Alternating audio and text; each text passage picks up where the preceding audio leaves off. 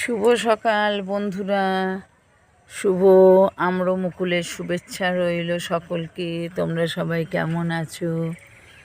এই দেখো আমার পেছনে তোমরা দেখতে পাচ্ছ, এই যে কি গাছ বলো তো? এই যে আমের গাছ, দেখেছো কত গাছ ভর্তি আমের মুকুল এসছে।